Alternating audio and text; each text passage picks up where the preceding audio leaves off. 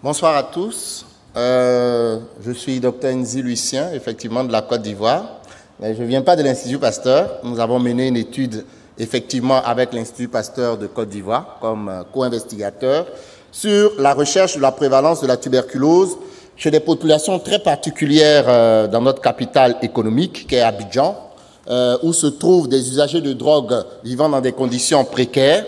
Et il faut savoir que la tuberculose est une problématique de santé publique, effectivement, dans le monde, mais particulièrement en Côte d'Ivoire.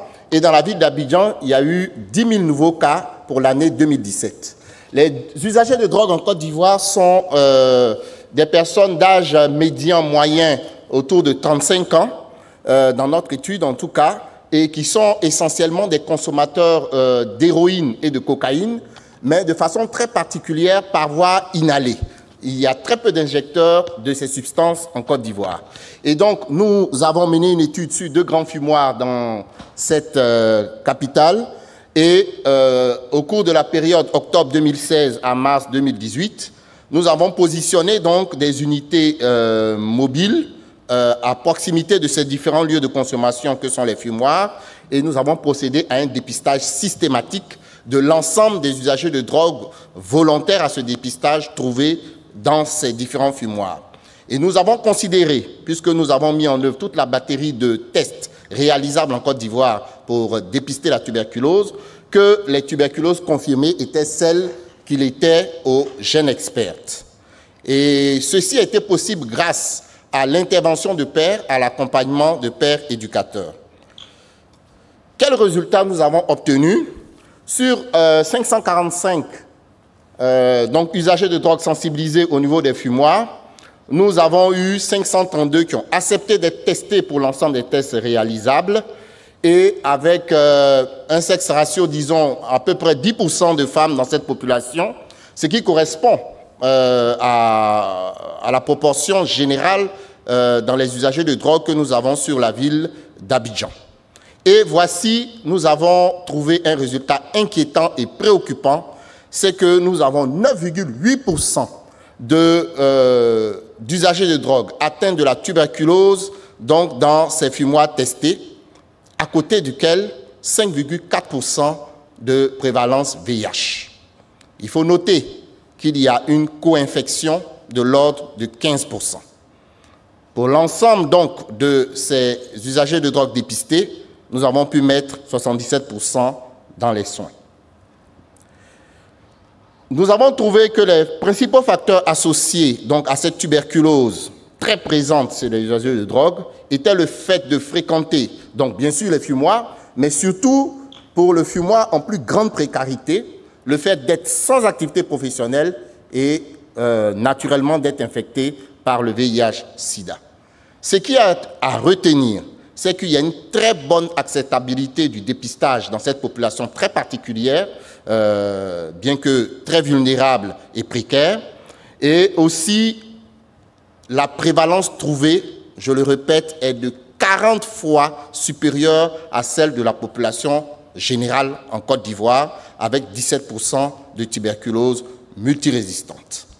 C'est pour cela que nous estimons que les usagers de drogue, en tout cas en Côte d'Ivoire et certainement dans une partie de l'Afrique de l'Ouest, doivent être qualifiés de populations clés hautement vulnérables à la tuberculose.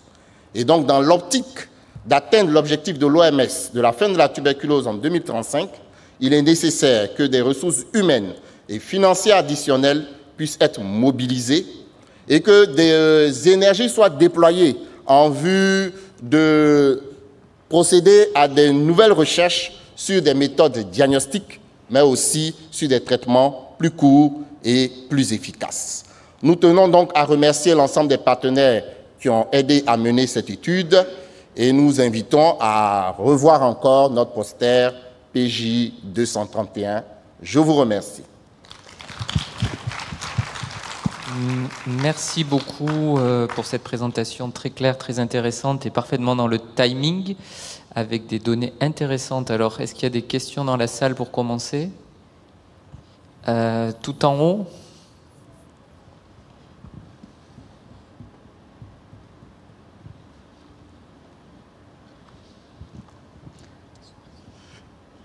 Docteur Anoma, Espace Confiance Côte d'Ivoire. Merci, Docteur Nzi, pour cette brillante présentation. Je voudrais vous demander votre avis sur le moyen diagnostique utilisé, qui est le GeneXpert. Est-ce que vous recommanderez que ce soit la méthode utilisée au niveau national, notamment au niveau des CAT? Et peut-être qu'on aurait donc, par ce moyen-là, une meilleure évaluation de ce qu'est la prévalence dans la population des UD. Parce que quand vous faites référence à 9,8%, c'est avec GeneXpert comme moyen de diagnostic, et au niveau des CAT, on utilise plutôt la microscopie. Ok, merci, docteur Anoma.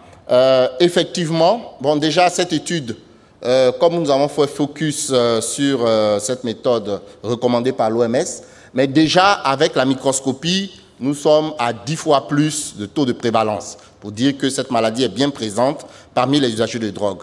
Et effectivement, il faudrait pouvoir recommander ce test, parce que cette étude nous a permis de savoir qu'on aurait raté 76% donc, des usagers de drogue, en tout cas positifs à la tuberculose, si on n'avait pas utilisé le GeneXpert. Et donc, on estime que dans la population générale, il peut être intéressant de le faire, mais bien sûr, les obstacles matériels, techniques, financiers et humains pourraient empêcher d'atteindre cet objectif.